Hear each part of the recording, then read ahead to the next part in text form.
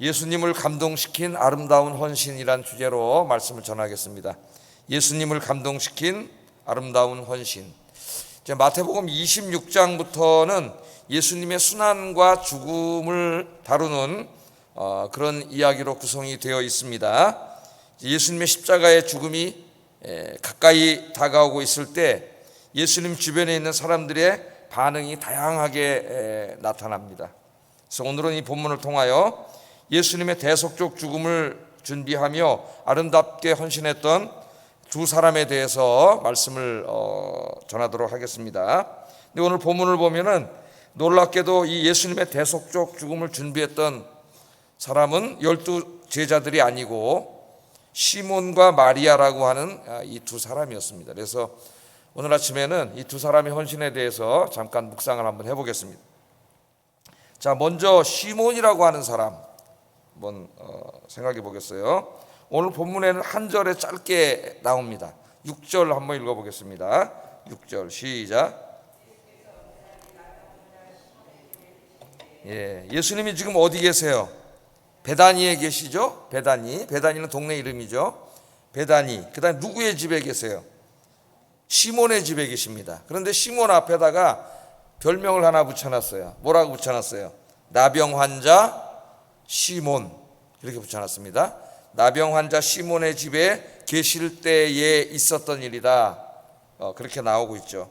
이 베다니는 이제 예루살렘에서 동쪽으로 한 3km 정도 떨어져 있는 바로 옆에 있는 산간 마을이에요. 산간 마을인데 이 베다니는 여러분이 잘 알고 있는 마을이죠. 여기서 예수님이 어떤 일을 하셨죠?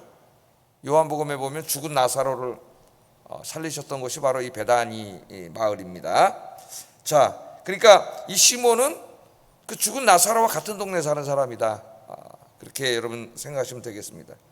자, 오늘 본문에는 단순히 예수님께서 이 시몬의 집에 계셨다 이렇게 그냥 간단하게 기록이 되어 있습니다. 다른 장황한 설명은 없어요.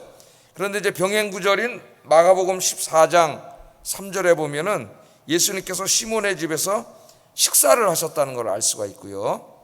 또 같은 병행구절인 요한복음 12장 2절에 보면은 그냥 시몬이 예수님하고 둘이 이렇게 간단하게 식사한 게 아니라 많은 사람들을 초청해서 열었던 큰 잔치를 했음을 알 수가 있어요. 그것만 한번 읽어보겠습니다. 요한복음 12장 2절 같은 사건을 다루고 있는데 좀 자세하게 다루고 있습니다. 읽어보겠습니다. 시작.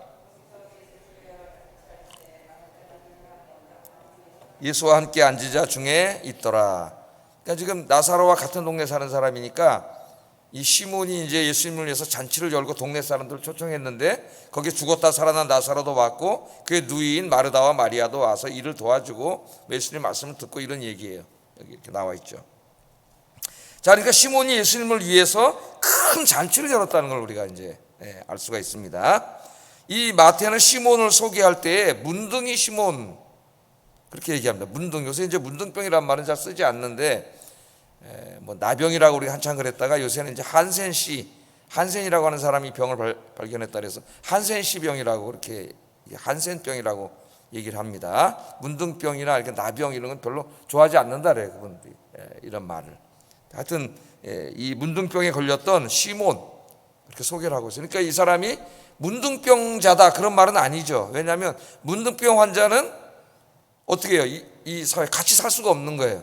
집안에 있을 수도 없고 문둥병이 발병하는 순간 집에서도 나가야 되고 성에서도 쫓겨나가지고 어디 자기들끼리 어디 가서 분리돼서 살다가 죽어야 됩니다. 이 전염성이 상당히 강하기 때문에요. 그러니까 문둥병에 걸렸다는 뜻은 아니죠. 그러니까 왜 문둥이 시몬이라고 그랬을까요? 문둥병에 걸려있던 사람인데 예수님의 은혜로 치유함을 받은 사람이에요. 치유함을 받은 사람. 그러니까 큰 은혜를 받은 거죠. 문둥병은 불치병입니다. 낫지 않습니다.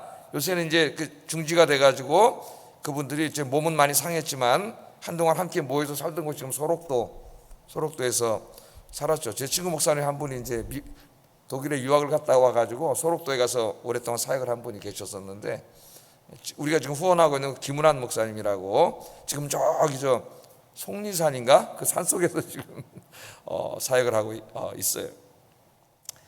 자, 그러니까 문둥병에 걸려서 집에도 못 오고 그냥 거기 어디 자기들끼리 토굴이나 뭐 산에 숨어 살다가 이제 몸이 다 썩고 떨어져 나가서 이렇게 죽을 인생인데, 예수님 만나서 예수님의 사랑과 은혜로 문둥병 고침을 받고 이제 다시 자기 집에 들어와서 건강하게 사는 사람이에요.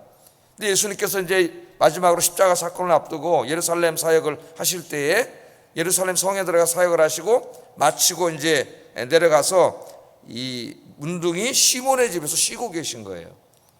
본문에는 뭐 얼만큼 쉬었는지는 자세히 안 나오지만은 사복음서를 비교해서 읽어보면은 적어도 하루 정도는 여기서 쉬었음을 알 수가 있습니다. 하루 정도는. 그러니까 예수님을 자기 집으로 초청을 해서 숙식을 제공한 거죠. 그래서 편안하게 주무실 수 있도록 다 집을 내서 이렇게 편안하게 쉬게 해드리고, 그 다음 날은 이것으로 부족해가지고 뭔가 예수님을 위해서 더 해드리고 싶은 거예요. 그래서 잔치를 연 거죠. 큰 잔치를 열었어요. 잔치를 열어서 동네 사람들을 다 초대해가지고 뭔가 주님을 좀 기쁘게 해드리고 싶었던 거죠. 그러니까 여기서 우리가 하나 시몬을 통해서 배우는 게 뭐냐면은 은혜 받은 사람의 마음입니다. 은혜 받은 사람. 여러분, 우리가 정말 주님의 사랑과 은혜를 깊이 깨닫고 주님의 은혜 감사할 때 우리 마음에 어떤 마음이 생깁니까? 주님이 나에게 베풀어 주신 은혜가 너무나 감사해서 뭔가 주님을 위해서 드리고 싶은 마음이 생기죠. 뭔가 예수님을 위해서 해드리고 싶고 정말 내 몸이라도 드리고 싶은, 내 생명이라도 드리고 싶은 그런 마음이 생겨요. 그게 은혜 받은 마음의 사람의 마음입니다.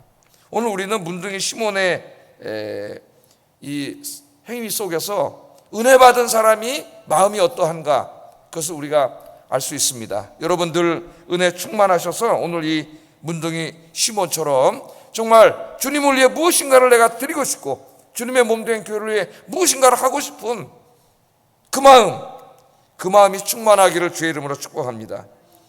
그게 은혜 받은 마음이에요. 그러니까 자기 자신을 한번 점검해 보면 알아요. 내가 뭔가 지금 이 전염병의 어려운 가운데서도 뭔가 주님을 위해 뭔가 드리고 싶고 하고 싶고 헌신하고 싶고 복음과 교회를 위해서 무엇인가 하고 싶은 그 마음이죠. 그 마음. 예수님 초대해서 숙식을 제공하고 편안하게 쉬게 해드리고 맛있는 음식을 대접하고 예수님 기쁘게 해드리려고 잔치를 열고 뭔가 자꾸 마음속에서 해드리고 싶은 그 마음, 이 마음이 오늘 아침에 회복되고 충만해지기를 주의 이름으로 축복합니다.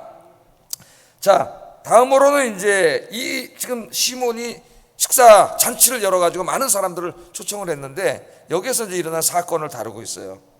어떤 사건이 벌어졌습니까? 잔치가 한창 진행 중일 때 갑자기 한 여인이 예수님께로 다가옵니다.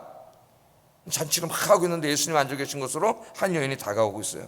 근데 그녀의 소녀는 향유 한 병이 있었습니다. 향유 한 병이 있었는데 실절에 의하면 그 향유는 굉장히 귀한 향유였고 그 향유를 가져와서 이 여인이 예수님의 머리에다 향유를 부었다고 이야기를 해요. 7절 한번 읽어보겠습니다. 시작.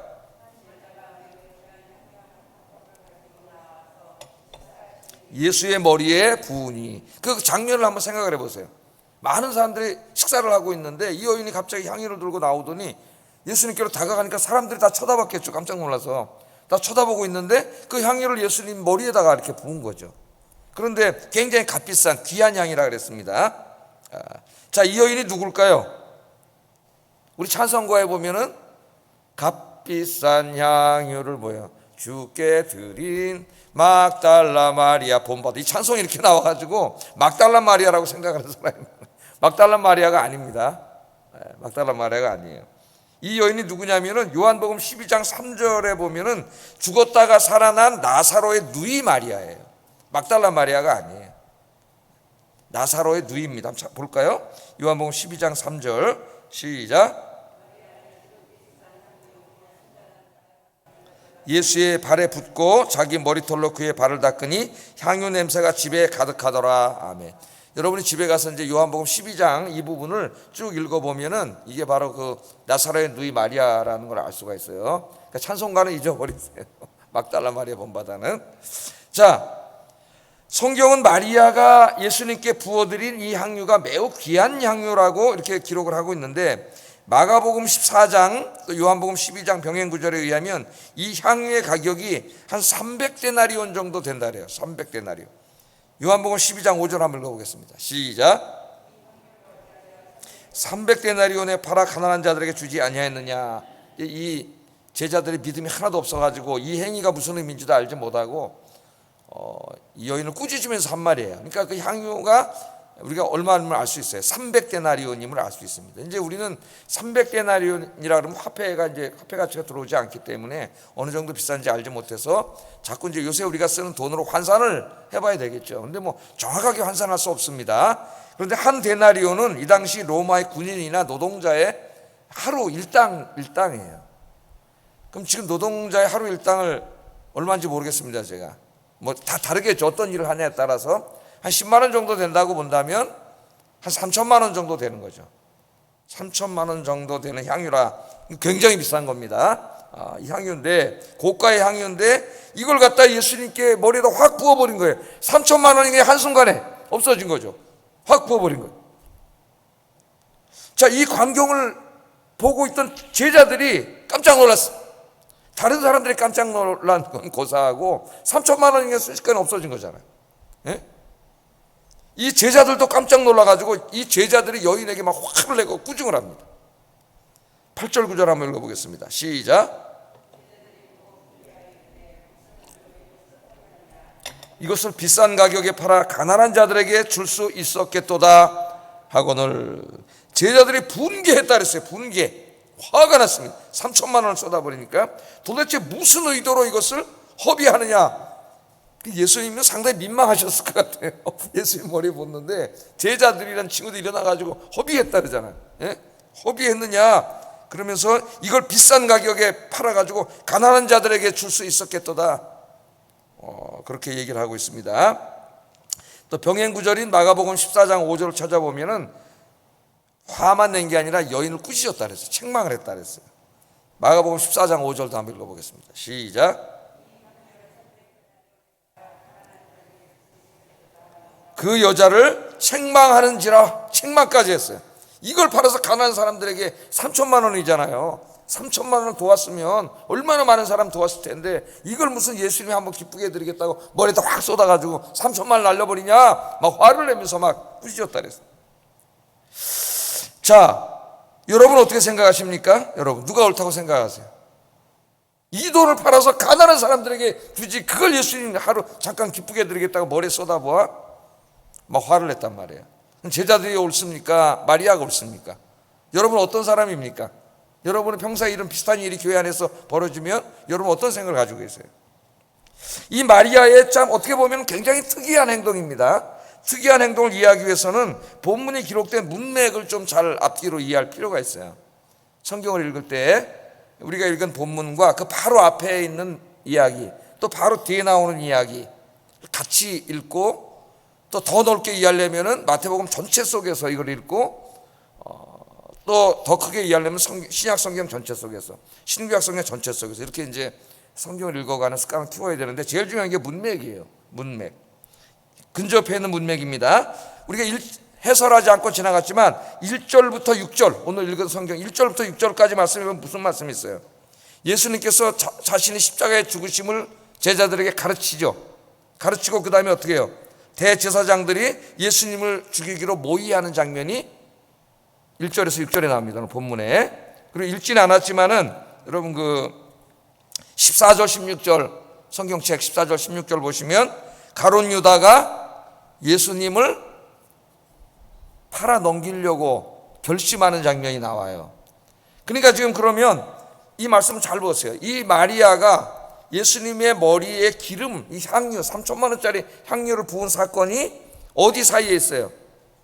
예수님이 자신의 죽음을 이야기하고 대제사장과 장로들이 예수를 십자가에 못 박아 죽이려고 모의하는 내용과 가룟 유다가 예수님을 팔아 넘기려고 하는 그 내용 사이에 끼어 있단 말이에요. 이 말씀이 그 사이에 있어요. 그러니까 예수님의 십자가의 죽음을 모의하는 장면과 그것을 결행하려고 하는 장면 사이에 여인이 기름 부은 이야기가 있다는 것을 우리가 염두에 둬야 이 말씀을 잘 이해할 수가 있습니다. 자, 예수님은 유월절 이틀 전에 자신이 십자가에서 죽을 것이라고 제자들에게 말씀을 하셨어요. 지금 유월절 이틀 전이에요. 지금 이 사건이 이야기를 했습니다. 자, 아마도 예수님과 제자들이 베다니에 이 나흘 동안 머물고 있었는데, 나흘 동안 머물고 있는 동안 이 소문이 베다니 동네에 다 퍼졌을 거예요. 예수님 계속 죽음에 대해서 이야기를 하셨으니까요. 자신의 죽음에 대해서. 그런데 정작 예수님의 제자들은 예수님이 정말 6월절에 십자가에서 죽을 것이라고 하는 것을 믿지 않았던 것 같아요. 왜? 우리 계속 마태복음 공부해 왔잖아요. 유대인들의 신학 속에는 메시아가 고난받고 죽는다는 내용이 없습니다. 그런 신학이 없어요. 메시아는 엄청난 실적인 권능을 가지고 자기들의 대적인 저 로마와 군대를 모아서 싸워가지고 이스라엘을 정치적으로 해방시키는 게 메시아지, 무슨 메시아가 힘이 없이 로마인들에게 체포당해가지고 십자가에서 죽어? 그건 메시아가 아니라는 증거예요, 유대인들에게는. 그래서 유대인들이 예수님 십자가에서 자꾸 죽는다 그러니까는 네가 무슨 메시아냐, 그래서 진짜 십자가에 매달아 죽인 거예요.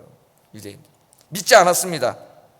자, 그런데 이 마리아는 달랐어요. 마리아는 예수님의 말씀을 들으면서 예수님께서 6월절에 십자가에서 끔찍하게 죽을 것이라는 것을 믿었고, 그 예수님의 죽음이 6월절 어린 양의 죽음이라는 것을 그는 알았던 거죠. 예수님 말씀을 이해한 거예요. 아, 예수님이 이제 곧 6월절에 십자가에서 죽으실 것인데 그 죽음이 바로 뭐예요? 6월절 어린 양의 죽음, 대속의 죽음이라는 거죠. 대속의 죽음. 우리 모든 인류를 구원하기 위해 하나님의 아들이신 그분이, 메시아이신 그분이 십자가에서 죽을 것이다. 제자들은 듣지도 않고 믿지도 않았지만은 이 마리아는 그 마음을 마음에 두고 믿었습니다. 그러니까 마리아가 예수님의 머리에 향유를 부은 것은 메시아의 죽음을 기념하고 바로 이 예수님이 누구임을 알리는 거예요, 사람들에게. 하나님의 아들 메시아여 구원자이고 이분이 곧 이제 이틀 있으면 대속적 죽음으로 우리를 구원하실 하나님의 아들입니다 하는 것을 알린 거죠. 그걸 사람들이 모르잖아요. 지금 아무도, 제자들도 잘 모르고 있어요. 그것을 알리기 위해서 이 여인이 그 비싼 기름을 가져와서 상징적인 행동을 한 거예요. 우리가 복음을 증거한 것과 같은 거죠. 근데 이 말씀을 한번 좀 보겠습니다. 이 마태복음 오늘 본문의 7절에 보면은 이 여인이 향유를 머리에다가 부었다 그래요. 머리에다가. 7절 다시 한번 읽어볼까요? 시작.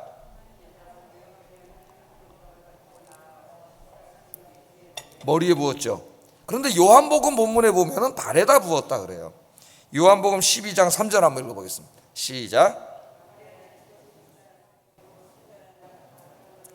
예수님의 발에 붓고 자기 머리털로 그의 발을 닦으니 향유 냄새가 집에 가득하더라. 서양 사람들은 이 성경 말씀을 펴놓고 쪼개고 분석하는 걸 잘합니다. 이게 서양 사람들의 사고 구조예요. 굉장히 논리적이고 합리적이고 쪼개고 분석을 해요. 그러니까 서양인들이 딱 볼 때는 뭐가 보일까요? 다름이 보여요. 왜 마태는 머리에다가 부었다 그러는데 요한은 발에다 부었다 그러느냐? 그럼 이제 삐딱한 자유주의 신학자들은 뭐라 할까요? 이거 봐, 성경에 오류가 있다는 거예요. 한 사람은 틀렸다는 거예요. 네? 이 사람들은 그렇게 얘기를 해요. 우리 동양인의 사고방식은 쪼개고 분석하는 것보다는 이제 이렇게 융합하고 통합하고 그런 걸 잘합니다. 요새 학문이라는 게 이제 옛날에는 자꾸 쪼개지다가 요새는 그 통섭이라 그래가지고 이제 모든 학문을 융합해서 가르치는 그런 쪽으로 이제 다시 가고 있는데, 학문의 방향이. 자, 어쨌든 머리에다 부었을까요? 발에다 부었을까요? 그럼 누가 한 사람 틀린 걸까요? 누가 맞을까요? 그럼 성경에 오류가 있는 겁니까? 여러분 어떻게 생각하세요? 둘 다 맞습니다. 둘 다. 그러니까 어떻게 보냐면은 마리아가 제일 먼저는 머리에다 부었을 거예요. 기름을 머리에다 붓고 그 다음에 발에다 부었을 겁니다. 그래서 자기 머리털로 닦았을 거예요, 그 발을. 그런데 마태는 머리에다 부은 것만 기록했습니다. 요한은 발에다 부은 것만 기록했어요. 그러니까 왜 그렇게 기록했냐는 것은 지금 뭔가 자기가 예수님에 대해서 증거하고 싶은 게 있는 거예요. 마리아는 다 했어요. 머리에다 붓고 발에다 부었습니다.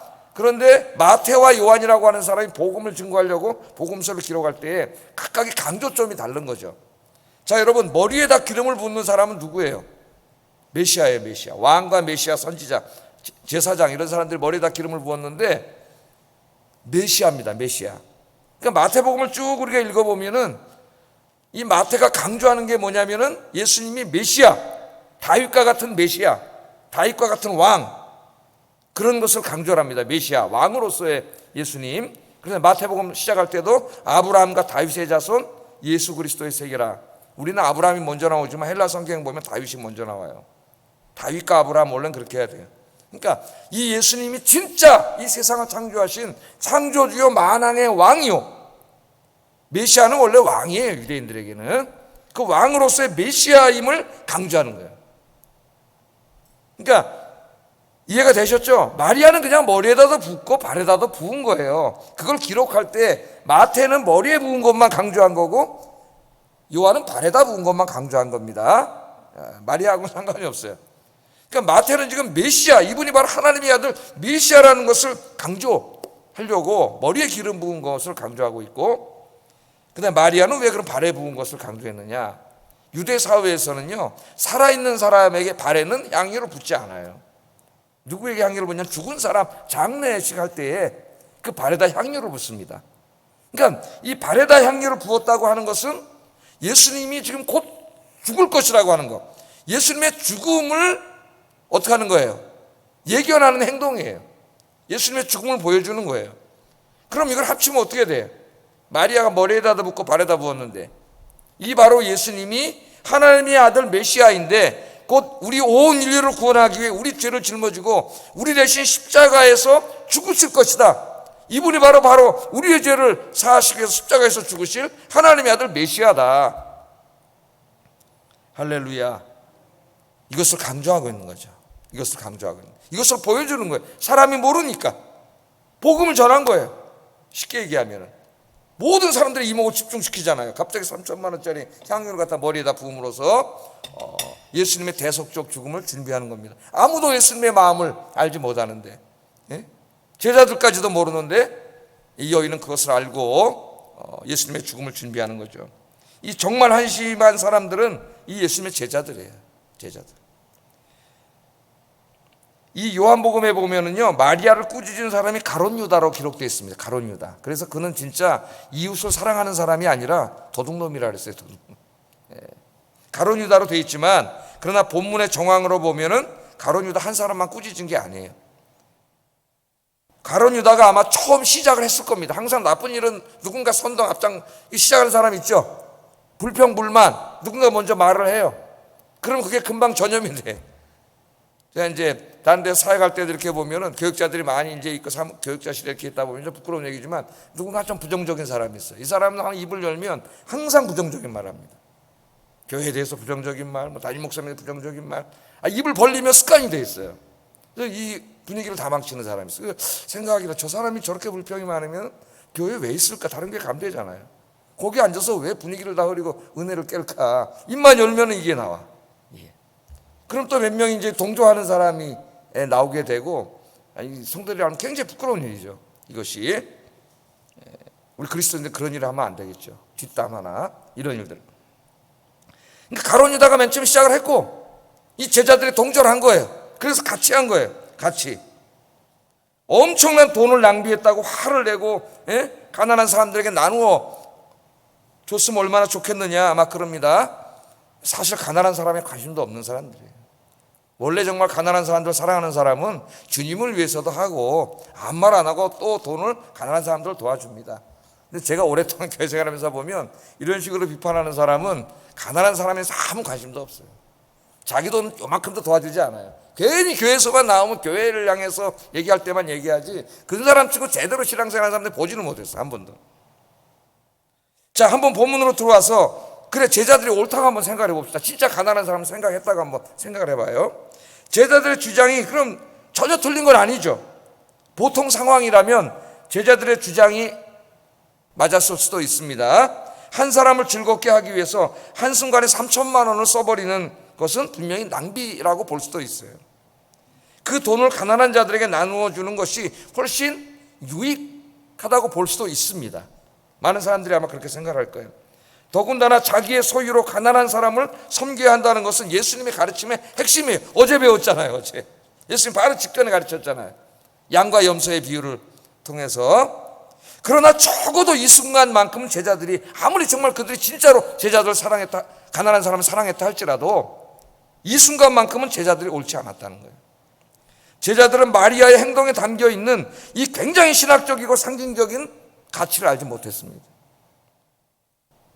마리아의 행동은 당시의 모든 사람들에게, 그리고 앞으로 성경을 읽을 모든 사람들에게 바로 이 예수님의 죽음이 메시아의 대속적 죽음이고, 이분이 바로 하나님의 아들 메시아의 구세주라고 하는 것을 3천만 원을 들여서 알린 거예요.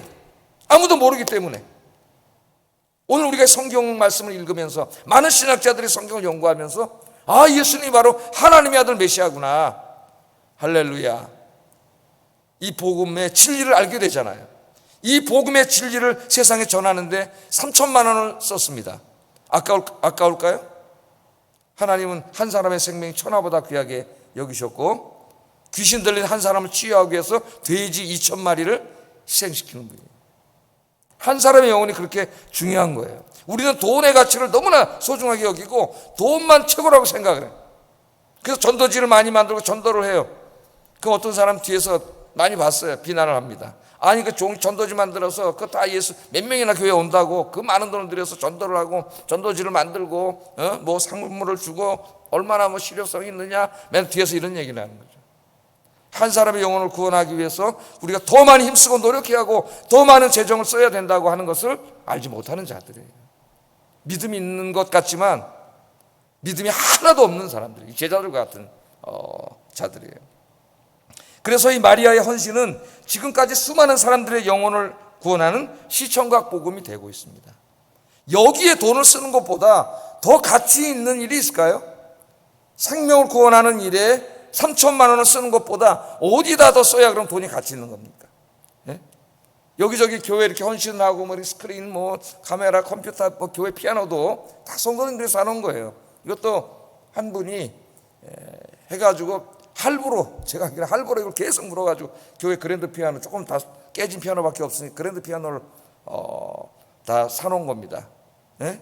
자기 다 부자들이 있어서 한 게 아니에요. 작은 돈으로 그렇게 한 거죠. 뭔가 주님을 위해서 드리고 싶고 이 복음을 증거하고 예배를 드리고 하나님께 영광을 돌리는데 돈의 가치를 중요하게 생각하는 사람 아까워서 낼 수가 없는 거예요. 근데 하나님을 사랑하는 사람은 여기다 돈을 쓰는 것보다 더 가치 있는 게 어디 있어? 예? 하나님 주신 것들. 다윗 같은 사람 다 드렸잖아요. 하나님 앞에. 하나님의 예배 초소를 짓는데 다 드렸어요. 그러나 참 믿음이 없는 사람은 아까워서 못 냅니다. 왜? 그럼 어디다 써야 안 아까운 거예요? 자기가 자꾸 모으고 갖고 있다가 다 자식에게 물려줘야 안 아까운 건가요? 우리 그리스도인들이 생각을 바꿔야 됩니다. 하나님 앞에 하나님 주신 것들로 다 어디다 쓸 거예요, 이걸? 그걸 어떻게 하고 갈 거예요? 이 세상 갈 때는 공수래 공수거잖아요. 예? 여러분, 이 돈을 뭐 돈만이 아니에요. 우리 시간과 건강과 재능과 하나님이 주신 것들, 이제 달란트 비유에서 우리가 공부를 했는데 이것들을 어디엔가는 쓰고 살아야 됩니다. 여러분이 오늘 하루도 여러분의 건강과 시간과 돈과 여러분의 재능과 뭐 여러분의 지성과 지능과 이것들 어디에다가는 쓰고 에너지는 소비하고 살아야 돼요. 이게 어디에다가 여러분 쓸 때가 가장 가치 있고 의미 있습니까? 여러분 인생에. 그분이 주님이 되기를 주의 이름으로 축복합니다. 그게 진짜 그리스도인이지. 다른 데 세상 나가서 즐기고 세상을 향유하고 나를 위해서 쌓고 모으고 나를 위해서 사고 내 기분 좋게 하기 위해서 막 쇼핑하고, 물론 어느 정도 쇼핑도 하고 다 그렇게 해야 되지만 이것만을 할 땐 돈 안 아깝고 하나님 앞에 드리려면 왜 이렇게 아까운지. 옛날 목사님들이 웃으면서 그러잖아요. 헌금 시간 오면 준비도 안 해갖고 왔다. 내게 있는 거다 5만 원짜리 들으면 아까워서 쑥 들어갔다. 모든 것을 아낌없이 10,000원짜리도 아까워 드리네. 뒷짐을 1,000원짜리 꺼내서 낸다고. 부흥사 목사님들이 어렸을 때 그런 말씀을 하는데 얼마나 재밌게 말씀을 하시는지. 하여튼 저는 재밌게 말하는 재능은 없어요. 졸다가도 벌떡 깼어요. 그래가지고. 근데 우스갯소리지만은 사실 우리가 그러고 있거든요. 집에서 왜 이렇게 하나님께 드린 건 아까울까요? 또 남이 내면 비난하는 사람이 있어. 무슨 돈 자랑한다는 등 뭐 어쩌다는 등. 아니, 남이 하나님께 헌신하는데 왜 그걸 큰 죄를 짓는 거예요? 이거는 정말로. 이 여인이 지금 이 여인은 3천만 원이 안 아깝겠습니까? 이 3천만 원의 향유를 어떻게 보면 자기 재산을 다 털어서 그걸로 바로 이분이 하나님의 아들 메시아입니다. 이분이 그냥 무슨 여러분이 생각하는 정치적인 메시아가 아니에요. 인류를 구원하는 메시아에 그거를 전하기 위해서 그 머리에다 향유를 부은, 이것보다 더 가치 있는 일이 어디 있어요? 여기에다가 3천만 원을 사용한. 여러분, 돈은 가치 있게 써야 돼요. 난 여러분들이 기도하시기를 바랍니다. 하나님 저에게 복을 주세요. 경제적인 복도 주세요. 기도하세요. 근데 기도할 때 생각을 해보세요. 내가 왜 복을 달라 그러는지, 하나님 복 주시면 어디다 쓰시려고 달라 그러는지 생각을 해보세요. 난 예수 믿고 믿음 좋은 사람이 돈 좀 많이 벌었으면 좋겠어요. 내 기도합니다. 믿음 좋고 예수 잘 믿는 사람이 돈을 벌어야 주님을 위해서 써요. 믿음 없는 사람 벌어봐야 소용도 없어. 더 죄져요. 그 돈이 축복이 아니에요. 그런 사람들에게는 돈 때문에 더 하나님으로부터 멀어져. 그 무슨 축복이에요? 저주예요. 그거는. 어떤 일이 나에게 벌어졌을 때 그것 때문에 내가 하나님께 더 가까이 가게 돼야지 그게 축복이지, 그것 때문에 내가 하나님 자꾸 멀어지고 세상으로 가면 그건 축복이 아니에요. 돈 많이 버셔가지고 그렇게 기도 많이 하시는 여러분들이, 돈 많이 버셔가지고 기도하세요. 지금부터 주님을 위해서 이 마리아처럼 쓰시는 여러분 되기를 주의 이름으로 축복합니다. 이 돈의 가치에 대해서 제가 한 가지만 더 말씀드리면, 2001년도에 클린턴 임기가, 이제 클린턴 대통령 아시잖아요. 임기가 끝나기 직전에 미국 의회에서 휠체어에 탄 루즈벨트 대통령의 동상을 세우는 계획을 승인을 하게 됩니다. 여러분이 잘 알다시피 루즈벨트 대통령은 소아마비였어요. 그 미국 대통령 중에 훌륭하신 분인데 소아마비였다는 걸 잘 모르는 분들이 있습니다. 휠체어를 타셨어요. 휠체어. 그 휠체어를 타고 미국 대통령에 오른 사람인데, 이분을 휠체어를 탄 대통령 이 동상을 만드는 걸 승인한 거죠. 의회가. 얼마가 드냐, 비용을 봤더니 500만 불이 드는 거예요. 500만 불. 500만 불 얼마예요? 5천만 원, 5억. 그다음 얼마예요? 한 10억 안 되죠? 뭐 엄청난 돈입니다. 자, 그래서 미국 의회가 예산으로 승인한 게 350만 달러고 나머지 150만 달러는 모금을 했습니다. 그래서 500만 달러는 한 60억 된다고 그냥 써놨네요. 옛날 와서 한 60억 정도 될 거예요. 자, 혹자는 동상 하나 만드는데 60억을 쓰는 것이 낭비라고 주장을 할지 모릅니다. 실제 그런 사람들이 있어요. 아니, 그까지 루즈벨트 대통령 휠체어 탄 거 만드는데 660억 원을 씁니까? 60억 원을? 그러면서 그 돈으로 차라리 장애를 가진 사람도 도와주는 데 쓰는 게 실질적이지, 막 이렇게 비난을 하는 거죠. 비슷한 거예요, 제자들하고. 이거 낭비 아니냐, 실제로 도움이 되도록 휠체어라도 하나씩 사주자 차라리, 이렇게 주장을 하는 거예요. 여러분은 어떻게 생각하십니까? 미국의 의회가 500만 불짜리 동상을 승인한 데는 특별한 이유가 있어요. 이유가, 미국 의회는 어려서부터 자신의 핸디캡 때문에, 육체적인 핸디캡 때문에 좌절하고 있는 장애를 가진 아이들에게 희망과 용기를 주고 싶었던 거예요. 여러분이 지금 이 소아마비나, 옛날에 소아마비로 장애가 되는 분들이 많았죠. 장애를 갖는 분들이 핸디캡이 있어서 그런 아이들이 어떻게 좌절하고 절망 속에 빠지잖아요. 루즈벨트라고 하는 분은 여러분들처럼 소아마비였지만은 이분이 열심히 공부해서 대통령이 됐는데, 미국의 이 훌륭한 사선 대통령이 됐습니다. 이것을, 그러니까 동상을 만들어서 아이들이 다 볼 거 아닙니까? 그럼 그걸 보면서 절망하고 있던 장애를 갖고 있는 사람들이 희망과 용기를 가지고 열심히 공부하고 살아갈 거 아니에요. 그 희망과 용기를 주기 위해서 500만 불, 60억이지만 이 비용을 들여서 동상을 지은 거예요. 여러분, 휠체어 하나씩 몇백 명에게 사줄 수도 있었겠죠. 그러나 일회성으로 사고 끝나는 거예요. 그게 더 가치 있으니까 물론 그것도 필요하면 사줘야 되겠지만은, 그것보다 더 중요한 것은 역사가 지속되는 동안 어려서부터 육체의 핸디캡을 가지고 좌절하고 절망인 아이들에게 나도 열심히 공부하고 노력하면은 저 루즈벨트와 같은 대통령이 될 수 있다. 그 휠체어 탄 동상을 보면서 그런 소망과 꿈을 갖고 애들이 살아가게 된다면 그것보다 더 가치 있는 일이 어디 있어요? 휠체어 하나 사주는 것보다 훨씬 더 가치 있는 일이죠. 근시안적으로 보는 사람은 그런 것을 볼 줄 모릅니다. 이 동상이 가진 가치는 돈으로 환산할 수가 없는 거죠. 지도자는, 저는 그렇게 생각해요. 지도자는 이런 것을 볼 수 있는 눈이 있어야 한다. 눈앞에 몇 푼을 아끼는 것이 중요한 것이 아니고 정말 필요한 것을 위해 투자할 수 있는 해안이 있어야 한다. 그래서 지도자는 돈을 버는 사람이 아니라 그 돈을 어디에 써야 하는가를 아는 사람이다. 그 돈을. 이 국가에도 막대한 예산이 편성이 되고 엄청나게 많은 국가의 재정이 생겨나는데, 이 재정을 지도자는 어디에 써야 이 나라와 민족을 발전을 위해서 가치 있게 쓸 수 있는가를 아는 사람이 지도자가 돼야 된다. 자신의 권력을 유지하고 정권을 유지하기 위해서 이거 20만 30만씩 전 국민에게 다 나눠 줘가지고 이 엄청난 예산을 낭비하고 우리 자손들을 빚더미에 앉게 하는, 국가의 전투기로 사야 될 돈을 깎아가지고 20만 원씩 줘서 뭘 어떻게 하겠다는 거죠. 지도자는 해안이 있어야 돼. 자신의 인기가 아니라 정말 나라와 국제의 장기적인 발전을 위해서 무엇을 해야 하는가를 아는 사람입니다. 그러니까 저는 목사는 돈을 버는 사람이 아니잖아요. 여러분이 돈 많이 버셔가지고 헌금을 내시면 제가 기도해가지고 하나님 기뻐하시는 일에 쓰겠습니다. 할렐루야. 그걸 돈 헌금을 낸 걸 목사가 자기 욕심 부려가지고 자기가 어떻게 해먹으려고 그러면 그건 나쁜 놈이에요. 목사도 아니고 도둑놈이에요. 그러나 목사가 이 여러분이 낸 헌금을 가지고 하나님의 영광을 위해서 제 혼자 결정하는 건 아니죠. 장로님들과 또 성도님과 의논해서 좋은 일을 하고, 목사는 지도자는 방향성을 제시하는 사람이에요. 방향성을 제시합니다. 우리 아영교회 그렇게 됐으면 좋겠다. 할렐루야. 오늘 예수님이 이 여인을 다 보고 있습니다. 예수님은 얼마나 민망했을까. 자기에게 다 이걸 했는데 이걸 알지 못한 제자들이 난리를 치고 있는 거예요. 막 여인을 꾸짖고 있는 거예요. 이 훌륭한 일을 하고 있는데. 12절 13절 한번 읽어보겠습니다. 예수님이 여인을 위로하십니다. 읽어보겠습니다. 시작. 내가 진실로 너희에게 이르노니 온 천하에 어디서든지 이 복음이 전파되는 곳에서는 이 여자가 행한 일도 말하여 그를 기억하리라 하시니라. 아멘. 사람은 몰라줘도 예수님은 다 아십니다. 제자들의 책망에 마리아는 당황했을지도 모릅니다. 실망했을지도 모릅니다.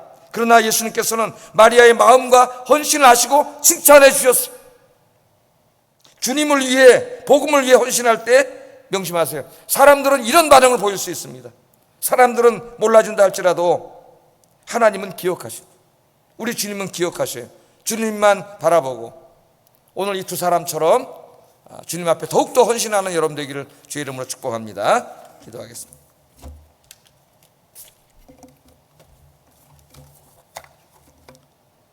자, 두 가지를 위해서 기도하겠습니다. 예수님의 구원의 은혜를 기억하고 감사하며 시몬처럼 예수님을 위해 무엇인가를 드리고 싶은 마음이 가득하게 해주세요. 두 번째는 하나님께서 주신 것들 예수님을 증거하는 일에 아낌없이 쓰며 살게 하소서. 기도하겠습니다.